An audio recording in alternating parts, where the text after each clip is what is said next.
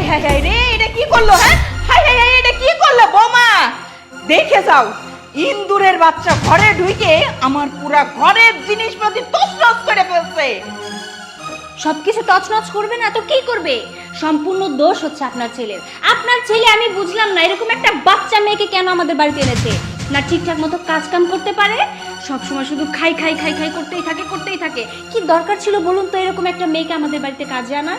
সম্পূর্ণ দোষ হচ্ছে আপনার ছেলের। হ্যাঁ বৌমা, আমার ছেলেরই তো দোষ। দেখো না, আমি কত দামি কেক এনে রাখছি আমার ঘরে। রাত্রে বেলায় আমার খিদা লাগে, আমি উঠে ওষুধ খাওয়ার আগে আমি কেকগুলা খাই, আর দেখো পিসায়ে নিয়ে কেকগুলা খাইতেছে, আমার সব শেষ করে দিল। মা শুনুন, এত কান্নাকাটি করবেন না। সবকিছু মিলিয়ে আমার কেমন যেন একটা সন্দেহ লাগে। আপনি এক কাজ করুন, এক্ষুনি এই মুহূর্তে এই বাচ্চা দুটোকে এখান থেকে বের করে দিন। বাদরের বাচ্চা বাদর এই বাড়িতে আসার পর থেকে শুধু আমাদের সংসারে অশান্তি লেগেই আছে। তাড়াতাড়ি ওদের বের করে দিন, না হলে কিন্তু হিতে বিপরীত হয়ে যাবে। বৌমা, তুমি তো একদম ঠিক কথা বলছো। ধরো, এই দুইটারে ঘাট ধাক্কা দিয়ে বের করে দেই। ধরো। কি ব্যাপার, কি হয়েছে এখানে? কি আর হবে বল, হওয়ার বাকি কোনো কিছু আছে?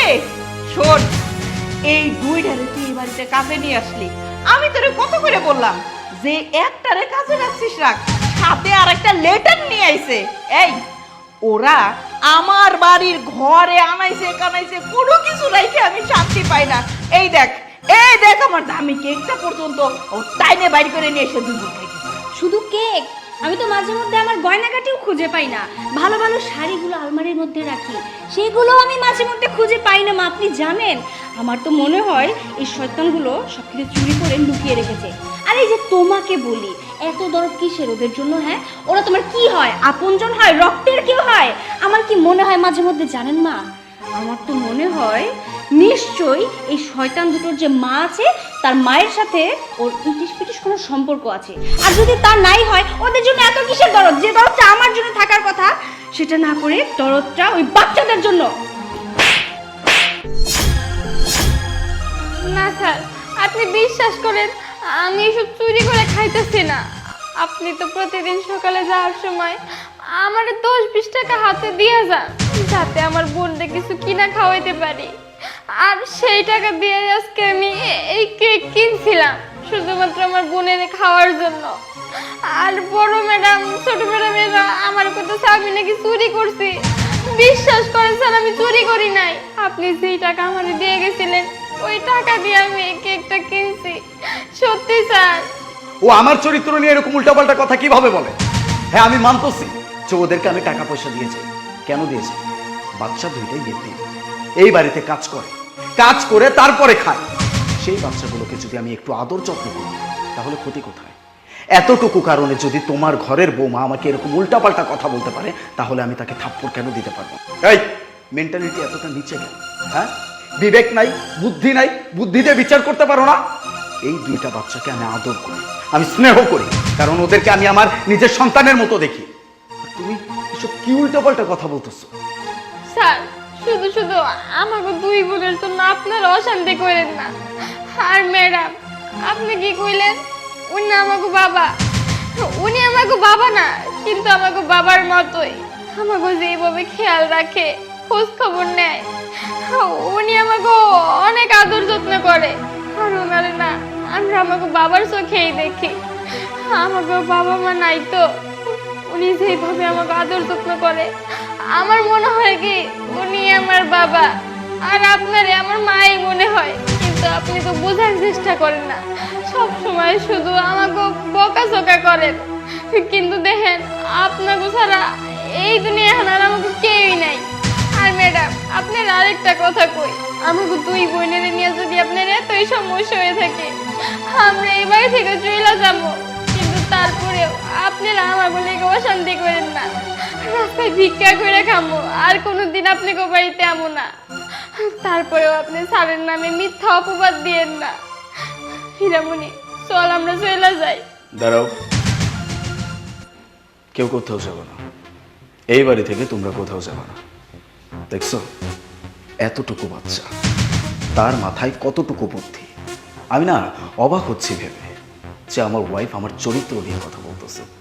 এত বছর যাবত আমার সাথে সংসার করতেছো আর তুমি আমাকে চেনো না, আমাকে নিয়ে উল্টাপাল্টা কথা বলতেছো। ও যেই কথাটা বলছে একদম ঠিক কথা বলছে, আমার মনের কথা বলছে। ওরা আমার সন্তান না হতে পারে, ওদেরকে আমি জন্ম না দিয়ে থাকতে পারি, কিন্তু ওরা আমার সন্তানের মতো। আমি ওদেরকে আমার সন্তানের মতো ভালোবাসি, আর এটা আমি আজীবন ভালোবাসবো। এই যে ওরা আমাদের বাড়িতে কাজ করতেছে না, আর একটু বড় হোক আমি ওদের দুইজনকে স্কুলে ভর্তি করবো, ওদেরকে আমি পড়াশোনা করাবো। দেখি আমাকে কি আটকায়। আমি না বুঝতে পারতেছি না তোমাদের মেন্টালিটি এতটা নিচে কিভাবে চলে গেছে। বাড়ির কাজের লোক বলে তার সাথে যা ইচ্ছা তাই ব্যবহার করতে হবে। ওরা তো আমাদের বাড়িতে অনেকদিন যাবত কাজ করতেছে, কই এর আগে তো আমি কখনো শুনি নাই আমাদের বাড়িতে কোনো খাবার চুরি হয়েছে। ওরা কখনো চুরি করতেই পারে না, কারণ ওরা সেই শিক্ষাটা পায় নাই। ওদের দুইজনকে আমি অনেক দিন যাবত অবজার্ভ করছি, আমি দেখছি ওরা মানুষ হিসেবে কেমন। কারণ বাচ্চা হইতে পারে, আজকালকার বাচ্চা অনেক স্মার্ট, তারা যে কোনো বাসায় যে কোনো কিছু করতে পারে, এটা আমি নিজে জাস্টিফাই করছি। কিন্তু আমি দেখছি ওদের ভিতরে এরকম কিচ্ছু নাই, খুবই সরল মনের দুইটা বাচ্চা। এই দুইটা বাচ্চাকে যদি ভালো না বাসতে পারি তাহলে কাকে ভালোবাসবো? এদের মুখ দেখেই তো মায়া চলে আসে, এদেরকে দেখলেই তো মনে হয় ওদেরকে একটু আদর করি, একটু স্নেহ করি। তোমাদের মনকে এসব কিচ্ছু বলে না?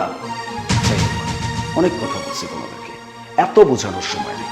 এই বাড়িটা আমার বাড়িতে আমি কাকে রাখবো, কিভাবে রাখবো, কোন অবস্থানে রাখবো, এটা আমি ডিসাইড করবো, আদার্স কেউ না। যদি এই বাড়ি থেকে কারো বের হইতে হয় এটা তুমি বের হো, কারণ তুমি তোমার হাজবেন্ডের চরিত্র নিয়ে কথা বলছো, তাও দুইটা সরল মনের বাচ্চাদের জন্য। ছি, আমার ভাবতেও অবাক লাগতেছে। বাবা দাঁড়া, তুই এসব কি করতেছিস? তুই বৌমারে এই বাড়ি থেকে বের করে দিবি? না, বৌমা এই বাড়িতেই থাকবে। আর তাছাড়া ভুল তো শুধু বৌমা একা করেনি, ভুল তো আমিও করেছি ওদের সাথে খারাপ ব্যবহার করে।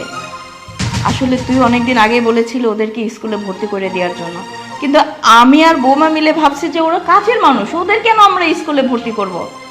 কিন্তু আজকে বুঝতে পারলাম তুই একদম ঠিক কথাই বলেছিস, ওরা এই বাড়িতেই থাকবে, কিন্তু কাজের মানুষ হয়ে না।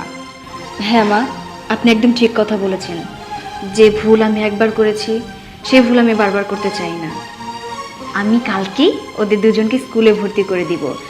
আর হ্যাঁ, ওরা এই বাড়িতে চাকরানির মতো থাকবে না, আজকের পর থেকে আমার মেয়ের মতো হয়েই থাকবে। কারণ অনেক দিন তো হলো আমার বিয়ে হয়েছে, আজ পর্যন্ত একটা বাচ্চা কাচ্চার মুখ আমি এই বাড়িতে দেখাতে পারিনি কাউকে। আমার স্বামীকে বাবা ডাক শোনাতে পারিনি, এবং আমি নিজেও মা ডাক শুনতে পারিনি। আমার বাড়িতে যেহেতু এত সুন্দর ফুটফুটে দুইটা বাচ্চা আছে, আর তাদের মুখ থেকে যদি আমি একটু মা ডাক শুনি তাহলে তো আমার ভালোই লাগবে। কালকের পর থেকে তোর এই বাড়িতে খুব সুন্দরভাবে থাকবি, সুন্দরভাবে চলাফেরা করবি, আর তোর চাচুকে বাবা বলেই ডাকবি, আর আমাকে মা বলে ডাকিস, কেমন? বৌমা, তাহলে তোমার বাবার বাড়িতে ফোন দাও, একটা কাজের লোক পাঠাক, ঠিক আছে? এই দুইটা তো আমার নাতি নাতকুট, এরা তোর বাড়ির কাজ করবে না। হ্যাঁ মা, আমাদের ওইদিকে অনেক বুয়া পাওয়া যায়, আমি কালকেই মাকে কল করে বলবো একটা পাঠানোর জন্য।